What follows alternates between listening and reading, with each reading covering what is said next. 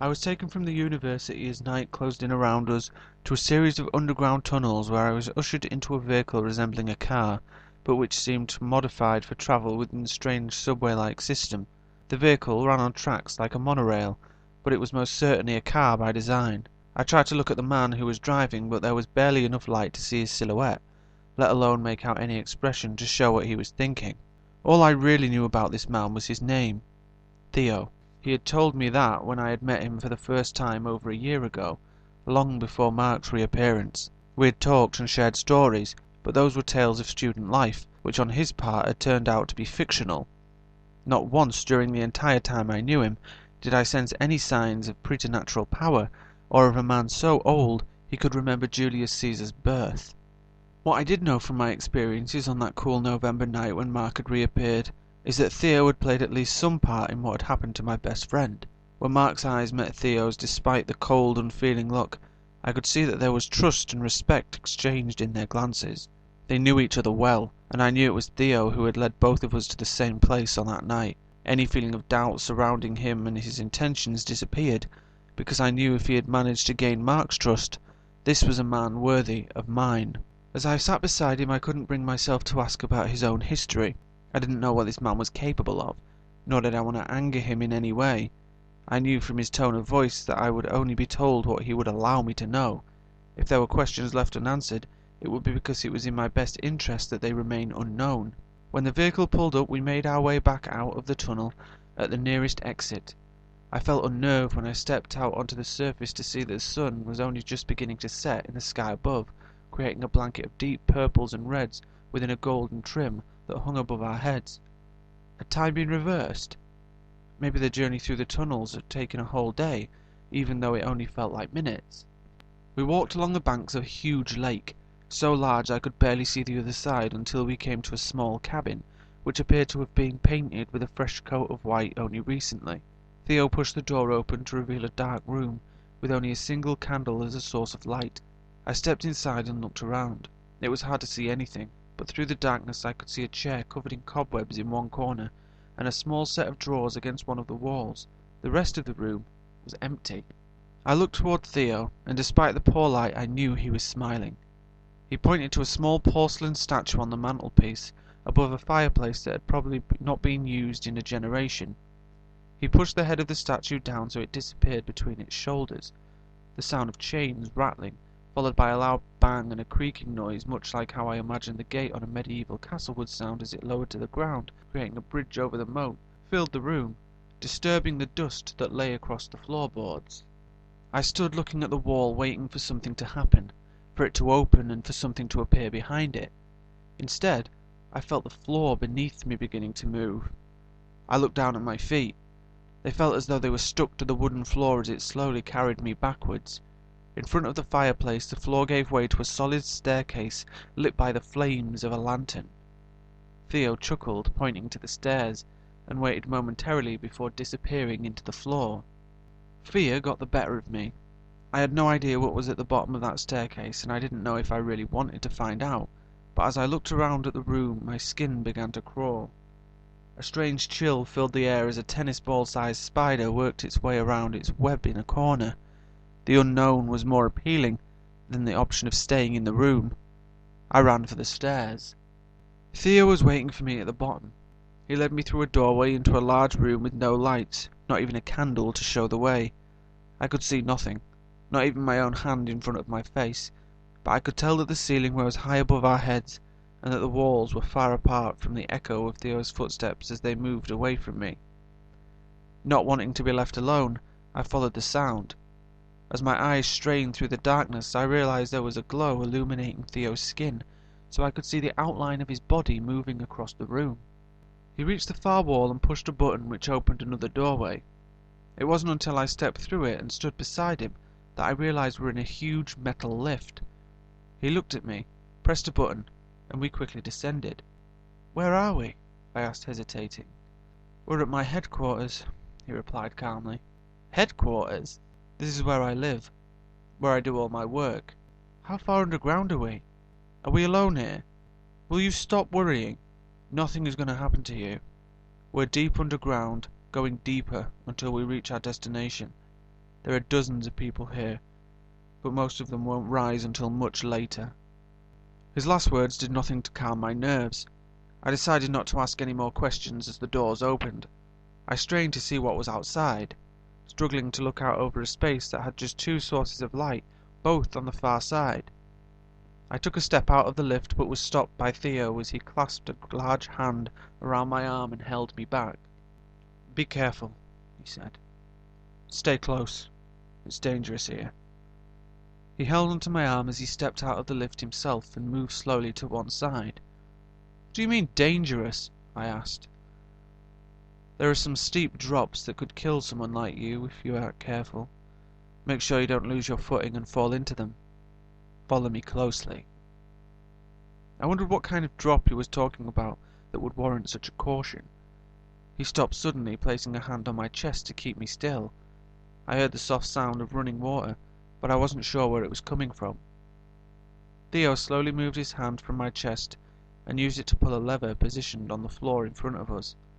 Once again I heard a loud creaking, but this time nothing seemed to happen. "What's going on? I don't like that sound," I said, panicked. Theo gave a quick signal with his hand that it was safe to move forward. I followed him closely as we gradually made our way toward the area with the two lights, making the room more visible. "Don't worry. You're safe as long as you do as I say," Theo said, continuing at the slow pace. The closer we got to the lights, the more I could see. I stopped. Resisting Theo's urges to carry on forward, I turned around. My eyes almost popped out of my skull as I saw an old wooden bridge hanging above a massive drop somehow filled with a wealth of plant life, which we had just crossed. There was no source of natural light, but somehow trees, grass and flowers were blossoming up the sides of the cavern beneath.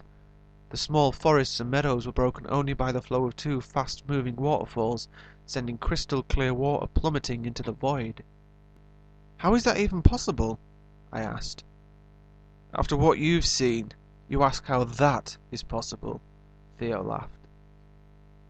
I turned around. The sight that greeted me was equally awe-inspiring. A huge span of uninterrupted water separated us from an enormous Greek-style temple built into the side of the room. It appeared to be carved out of the stone making up the wall around it. Two large oak doors were clasped shut beneath a triangular overhang, supported by a column on either side. A number of steps led from the doors to a pathway running from the temple to the water's edge.